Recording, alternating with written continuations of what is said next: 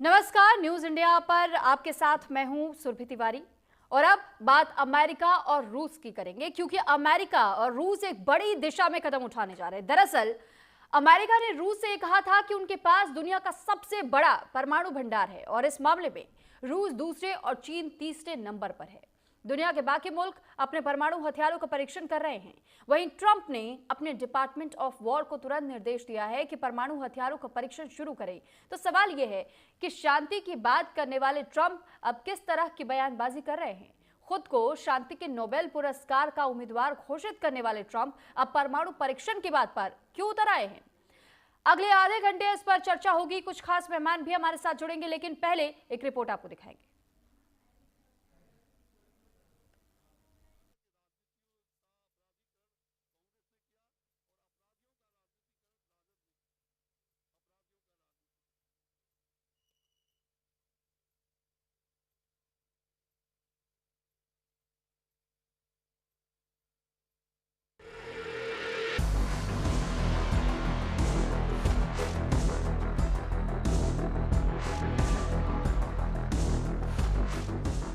लगता है दुनिया में अब परमाणु टेस्टिंग की होड़ मचने वाली है। बारूद के परीक्षण की रेस में सभी देश दौड़ रहे हैं। हाल ही में अमेरिकी राष्ट्रपति डोनाल्ड ट्रंप ने एक बड़ा बयान दिया था, जिसमें उन्होंने पाकिस्तान समेत उत्तरी कोरिया और तमाम देशों का नाम लिया था। अब रूस ने अमेरिका को दो टूक बयान दिया है। परमाणु परीक्षण को लेकर राष्ट्रपति ट्रंप ने जो बयान दिया था, रूस ने कहा है कि अमेरिका को इस बयान पर स्पष्टीकरण देना चाहिए। रूस यही नहीं रुका, साफ कह दिया कि अगर अमेरिका इस तरफ कोई कदम उठाता है तो इस पर सिर्फ रूस नहीं भड़केगा, रिएक्शन काफी देशों से आएगा। आपको बता दें कि ट्रंप ने बीते हफ्ते अमेरिकी सेना को परमाणु हथियारों के परीक्षण की कार्रवाई फिर से शुरू करने का आदेश दिया था, लेकिन उन्होंने ये साफ नहीं किया कि इससे उनका मतलब परमाणु सक्षम मिसाइलों के फ्लाइट टेस्ट से है या फिर उन परीक्षणों से जिनमें परमाणु विस्फोट शामिल है। दरअसल इस तरह का परीक्षण अमेरिका और रूस दोनों ही मुल्कों ने 3 दशकों से ज्यादा वक्त से नहीं किया है। रूस की विदेश मंत्रालय की प्रवक्ता मारिया जाखारोवा ने पत्रकारों से कहा, अगर इस बयान से ट्रंप का मतलब उन परीक्षणों से है जिनमें परमाणु विस्फोट शामिल होते हैं, तो इससे बेहद नकारात्मक स्थिति पैदा होगी। इसके जवाब में रूस समेत अन्य देशों की ओर से कदम उठाए जाएंगे। व्लादिमीर पुतिन ने अपने टॉप ऑफिसर्स को साफ कह दिया है, अगर अमेरिका न्यूक्लियर टेस्ट करता है तो इसके लिए रूस भी तैयार है। सिक्योरिटी एक्सपर्ट्स का मानना है कोई भी परमाणु हथियारों से संपन्न देश अगर न्यूक्लियर परीक्षण दोबारा शुरू करता है तो इससे भू राजनीतिक तनाव पैदा होगा। खास तौर पर यूक्रेन से युद्ध के वक्त ये हद से ज्यादा अस्थिरता पैदा करेगा। इसे देखकर बाकी देश भी ऐसा कदम उठा सकते हैं। रूस और अमेरिका के पास दुनिया में सबसे अधिक परमाणु हथियार हैं। दोनों के बीच बची हुई आखिरी संधि, वो संधि जो रणनीतिक परमाणु वॉरहेड्स की संख्या को सीमित करती है, वो संधि अगले 3 महीनों में खत्म होने वाली है। और ये तय है कि इस वजह से पहले से चल रही हथियारों की होड़ और तेज हो सकती है। तो आगे क्या होने वाला है? क्या ये विश्व युद्ध की आहट है या ये फिर वर्चस्व की जंग? पुतिन अड़ गए हैं, ट्रंप भी हार नहीं मानना चाहते। दुनिया के 2 बड़े शक्तिशाली देशों के बीच अब क्या होने वाला है, ये आने वाला वक्त ही तय करेगा। Bureau report, news India. तो इस पर चर्चा करने के लिए और हमसे बातचीत करने के लिए इस वक्त हमारे साथ 2 बेहद खास मेहमान जुड़ चुके हैं। सबसे पहले मेहमानों का तारुफ मैं आपसे करवा देती हूं। हमारे साथ retired lieutenant colonel Himanshi Singh जुड़ चुके हैं और डिफेंस एक्सपर्ट के तौर पर, साथ ही अरविंद सिंह तेजावत जी विदेश मामलों के जानकार हमारे साथ जुड़े हुए हैं। सबसे पहले हिमांशी जी, मैं आपका रुख कर रही हूँ, क्योंकि जब हम बात डिफेंस सेक्टर की करते हैं तो हमने देखा है कि किस तरीके से हर देश अपने आप को मजबूत करना चाहता है। अभी हाल फिलहाल में रूस ने एक परीक्षण किया था और ये कहा था कि एक ऐसे फ्लाइट की टेस्टिंग की गई थी जो कि परमाणु हथियार अपने साथ लेकर के और कई 100 किलोमीटर तक वो ट्रैवल कर सकता है, और इसकी उस मिसाइल की पूरी तौर पर अभी जानकारी मिल भी नहीं पाई है। इसको लेकर भी बहुत सारे सवाल खड़े किए गए थे कि बहुत ज्यादा नुकसानदेह हो सकता है किसी भी देश के लिए। अगर इसमें कोई तकनीकी खामी आती है तो भी नुकसानदेह होगा। दूसरा सवाल, अब जब अमेरिका इसी चीज को लेकर के जिक्र करता है, वो कहता है कि हम तो परमाणु टेस्टिंग करेंगे, अब रूस की ओर से बौखलाहट क्यों नजर आती है? देखिए सुरभि, ऐसा है कि जब एक कोई भी देश इस दौड़ में पड़ता है तो दूसरे देश का अपने आप को सक्षम दिखाना स्वाभाविक है। 1945 में ट्रिनिटी में जब पहली बार यूएसए ने अपना परीक्षण किया था, उसके 4 साल बाद रशिया ने 1949 में अपना परीक्षण किया था। उसके बाद ये जो है दौड़ शुरू हुई थी। बिकॉज सबने देख लिया था कि परमाणु हथियार कितने विनाशकारी हो सकते हैं। जी। अब जब रशिया ने अपने 2 मिसाइल लॉन्चर्स जो कि न्यूक्लियर पावर से ही चलते हैं, उनका अगर टेस्ट किया है, और ये दोनों हथियार देखिए, पहले तो ये था कि ड्रोन जाएंगे, लेकिन अब अगर एक आप छोटा सा एक हथियार बना रहे हो जिसको पानी का ड्रोन आप कह सकते हो, वो बना के पानी में छोड़ रहे हो और वो अपने लक्ष्य को प्राप्त करने तक निरंतर चल सकता है, और उसको आप पता नहीं लगा सकते हैं, किसी रडार की जोन में नहीं आएगा।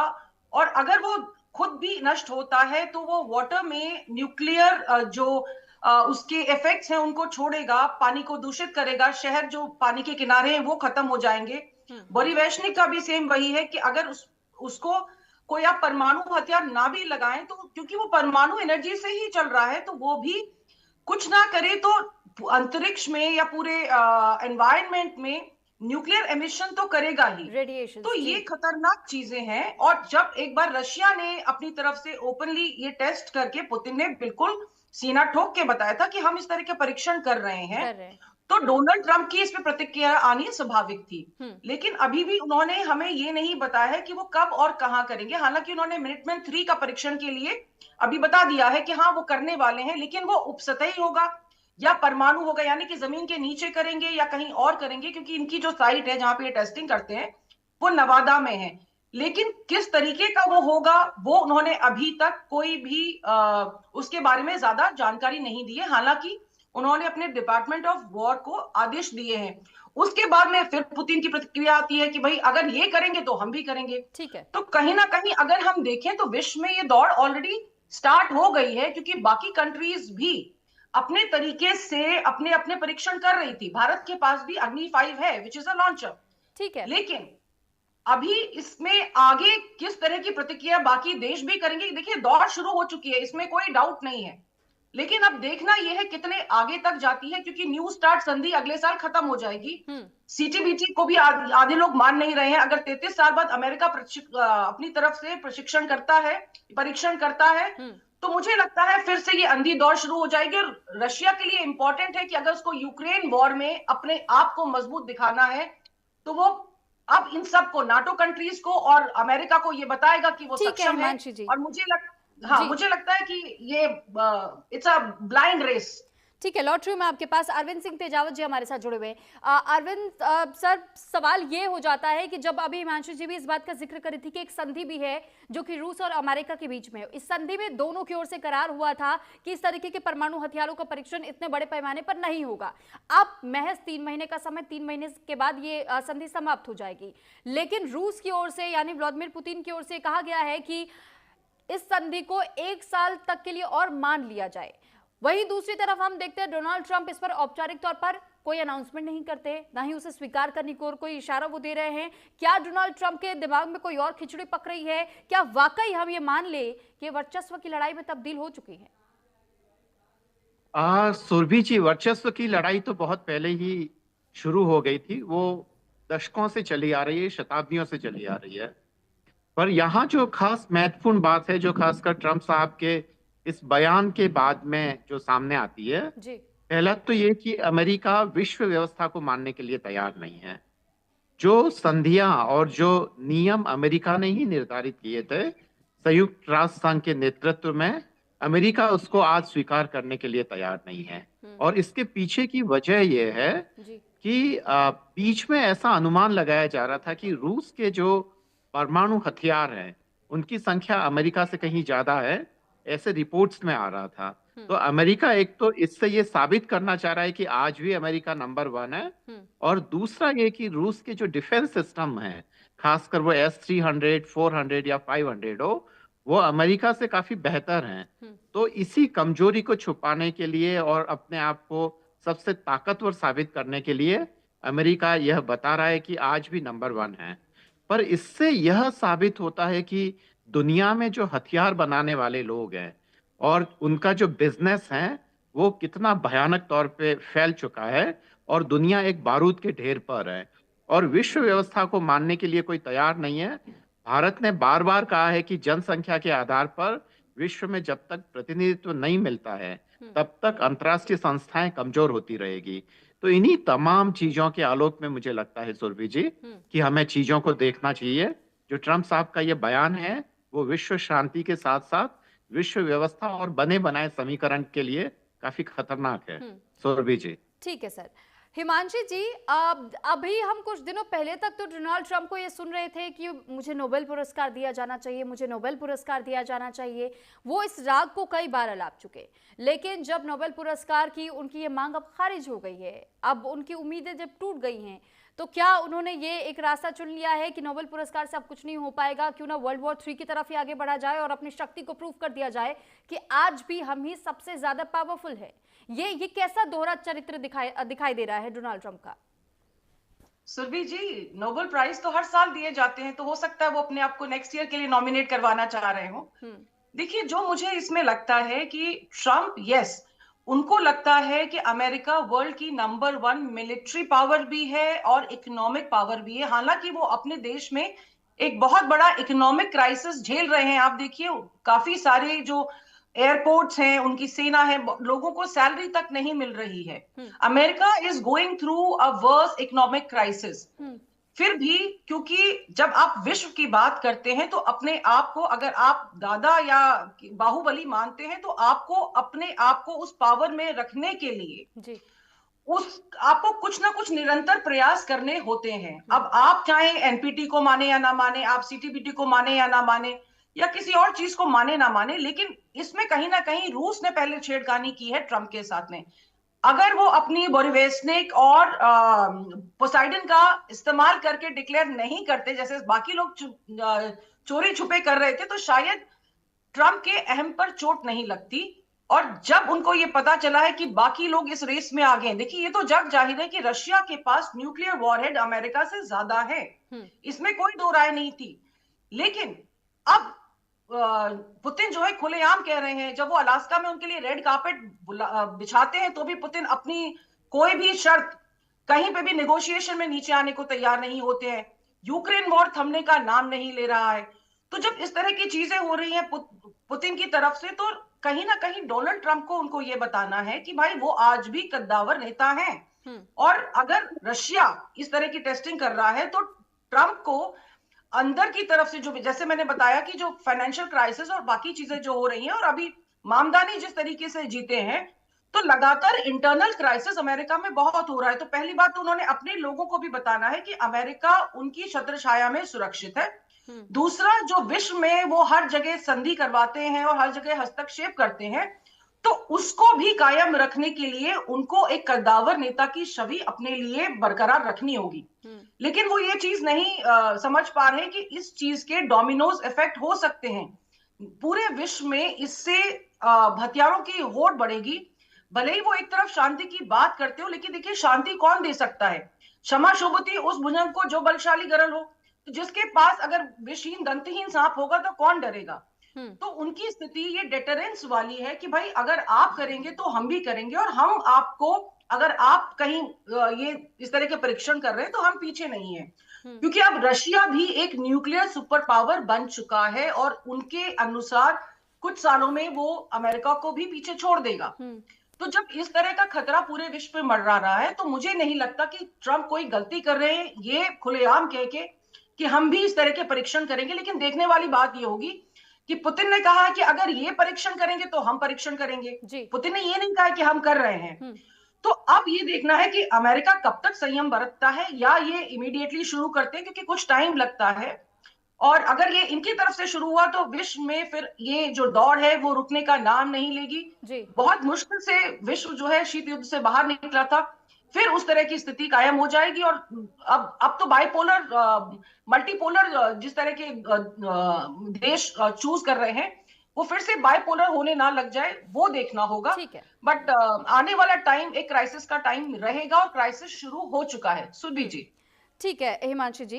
अरविंद सिंह जी, मैं अब आपका ही रुख कर रही हूँ। सर, हमने ये भी देखा था कि जब अमेरिका की ओर से इनवाइट भेजा गया था पुतिन के पास में, और जब अलास्का वो पहुंचे थे, अगस्त का वो महीना था 2025 का ही, उस दौरान एक मूव अपनाया गया था डोनाल्ड ट्रंप की ओर से, और डोनाल्ड ट्रंप ने F-22, F-35 B-2 stealth bomber fighter jets का इस्तेमाल किया था उनका वेलकम करने के लिए। सर, उस दौरान भी क्या वो पुतिन के सामने दर्शाने की कोशिश कर रहे थे, प्रयास कर रहे थे कि अगर आप अमेरिका को कहीं से कहीं तक भी इस मामले में आकलन करना चाहते हैं कि हमारी मिलिट्री स्ट्रेंथ क्या है, तो हम कहीं किसी से कम नहीं हैं। जब परमाणु परीक्षण की क्षमताओं की बात आती है तो भी अब जब अमेरिका की ओर से ऐसे बयान दे दिए जाते हैं, रूस कोशिश कर रहा है कि वो इस परीक्षण को ना करे, तो सर ये वाकई क्या जानबूझ करके पूरी तरीके से प्लान सिस्टमैटिक तरीके से डोनाल्ड ट्रंप लेकर के जाना चाहते हैं और ये सिद्ध करना चाह रहे हैं रूस को कि अभी आप हमारे सामने, अभी भी थोड़ा सा आपको संभल के और शांत रहने की आवश्यकता है? देखिए सुरभि जी, डिप्लोमेसी में बहुत बारीक बारीक चीजों का ध्यान रखा जाता है जी। अगर कोई राष्ट्राध्यक्ष कहीं जा रहा है और वहां रेड कालीन नहीं बिछाई जाती है तब भी उसका एक अर्थ होता है। अगर हम बाहर के राष्ट्राध्यक्ष को मीटिंग के लिए कश्मीर में बुलाते हैं तो उसका भी एक मतलब होता है।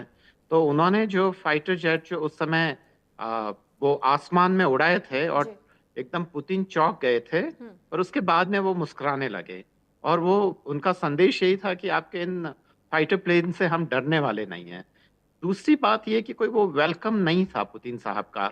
अमेरिका की घरेलू हालात ऐसे थे कि ट्रंप इलेक्शन में ये कह के फंस चुके थे कि मैं एक सप्ताह भर में यूक्रेन और रूस का युद्ध बंद करवा दूंगा और सब शांति करवा दूंगा। तो वहां से भी एक आवाजें आ रही थी कि ये जो ट्रंप है वो झूठ बोल के सत्ता में आए हैं, तो वहां की घरेलू जनता को भी शांत करना था। पर इस मीटिंग का जो सबसे ज्यादा फायदा हुआ था वो रूस को हुआ, क्योंकि उसको अंतर्राष्ट्रीय स्वीकृति मिल गई, खासकर अमेरिका की। तो ऐसे में बड़ा नुकसानदेह रहा। तो ट्रंप साहब ने अगली मीटिंग के लिए आखिरी तक उनको संशय में रखा और फिर वो मीटिंग उन्होंने कैंसिल कर दी। तो रूस का सारा जो वहां की जो नौकरशाही लगी हुई थी वो एकदम परेशान हो गई। तो ये चलता रहता है। दूसरी बात ये कि विश्व युद्ध जो तीसरा अगर कहीं होता है या होगा तो वो वैसे नहीं होगा जैसे कि पहला या दूसरा था। और अगर विश्व युद्ध का मतलब खाली यूरोप में होने वाला युद्ध है तो विश्व युद्ध में देरी है, पर अगर पूरे विश्व भर में अगर युद्ध से मतलब है तो वो तो पहले ही शुरू हो चुका है। वो जाहिर है कि वो पुरानी स्टाइल में नहीं होगा, वो नई स्टाइल में है। गाजा में 70-80 हजार लोग मारे जा चुके हैं। ठीक वैसा ही यहाँ रूस और जो यूक्रेन की वॉर हुई है इसमें 70 से 80 हजार तक लोग मारे जा चुके हैं। अफगानिस्तान अशांत है, अमेरिका थोड़े सालों पहले ही वहां से निकला है और पूरे ही विश्व में लगभग अशांति है। और जो शांति की जो चाहत रखने वाले लोग हैं उनकी संख्या कम है, उनके पास ताकत कम है। और जिन लोगों के पास हथियार हैं, जिन्होंने लाइव लेबोरेटरीज बना रखा है इन सारे युद्ध क्षेत्रों को, वो ताकतवर काफी है, उनकी सरकार पर भी काफी पकड़ है और रुपया पैसा भी बहुत है इलेक्शन में खर्च करने के लिए। तो इन सारी चीजों के पीछे तमाम वो चीजें हैं, पर उसके बीच में फिर भी अगर वार्ताएं होती हैं, कहीं ना कहीं बातचीत होती है, तो शांति की तलाश हमेशा से होनी चाहिए। और मुझे लगता है कि इसमें कोई खराब बात नहीं है। सुरभि जी, ठीक है, शांति वार्ताओं की जरूरत होती है हिमांशी जी, लेकिन इस दौरान क्या हम वाकई सोच सकते हैं कि ये जो परमाणु परीक्षण को लेकर के इस वक्त अमेरिका की ओर से बयानबाजियां की जा रही हैं, इसमें किसी तरीके से संभावनाएं नजर आती हैं क्या कि रूस की बातों का कोई प्रभाव पड़ेगा डोनाल्ड ट्रंप पे और वो ये परीक्षण नहीं करेंगे, या फिर इस संधि को और वाकई 1 साल तक के लिए बढ़ा दिया जाए? Subi ji, we can not lose hope. देखिए, हमेशा कोई भी चीज हो उसका हल वार्तालाप से ही निकलता है। और जब इन दोनों को पता है कि ये लोग कहाँ स्टैंड करते हैं, देखिए दोनों अपने हेड ऑफ कंट्रीज हैं एंड रिस्पॉन्सिबल नेशंस हैं, तो मुझे लगता है कि कहीं ना कहीं बैक स्टेज जो डिप्लोमेसी होती है, बैक चैनल डिप्लोमेसी होती है, वो चलती रहती है। इस तरह के बयान जो है सिर्फ टेक्निकल बयान नहीं होते, लेकिन अपनी लीडरशिप को मनवाने के लिए भी, अपने लीडरशिप के बारे में एक लोगों में एक विश्वास रखने के लिए भी इस तरह के बयान दिए जाते हैं। तो जरूरी नहीं है कि अगर ये परीक्षण कर रहे हैं तो बातचीत का रास्ता बंद हो गया है, ऐसा बिल्कुल नहीं होता है। देयर आर मेनी फैक्टर्स जो इसमें प्ले करते हैं, और ये सिर्फ 2 देश नहीं है, इनके साथ और भी बहुत सारे देश हैं जो इस पूरे डिसीजन को इन्फ्लुएंस करते हैं। हमें भले ही लगे कि ट्रंप शायद बाकी देशों के बारे में नहीं सोच रहे हैं, लेकिन जिस तरीके से उन्होंने टैरिफ्स हटाए और बाकी तरह के जो अभी वो कदम उठा रहे हैं, उनका एशिया टूर भी था, तो कहीं ना कहीं वो भी अपनी तरफ से कोशिश कर रहे हैं कि जो भी हालात खराब हुए हैं उन पे वापस आकर बैक टू स्क्वायर वन वाली स्थिति आ जाए। अगर बेटर ना हो तो खराब भी ना हो। तो कहीं ना कहीं ये चीज है। और पुतिन क्योंकि वो बहुत क्लियर है कि अब जो यूक्रेन वॉर है उसका तोड़ इसी तरीके से निकलेगा कि भले ही जो 30-32 जो नाटो कंट्रीज हैं वो सब साथ में खड़ी हैं और बार बार धमकियां दे रही हैं, उनको भी ये बताना जरूरी है कि लुक ब्रदर, अगर आप कोशिश करते हैं तो we are capable enough to slap you back. तो ये अपनी ताकत दिखाने का एक तरीका है। जरूरी नहीं है कि इसकी वजह से इनकी वार्ता में कहीं ना कहीं कोई रुकावट आएगी, मुझे नहीं लगता है। हाँ, लेकिन ये हो सकता है कि क्योंकि दोनों ही अपनी तरफ से अपने आप को महान दिखाने की कोशिश कर रहे हैं या ताकतवर दिखाने की कोशिश कर रहे हैं जी। तो जो बैक चैनल डिप्लोमेसी है वो शायद थोड़ी तेज हो जाए।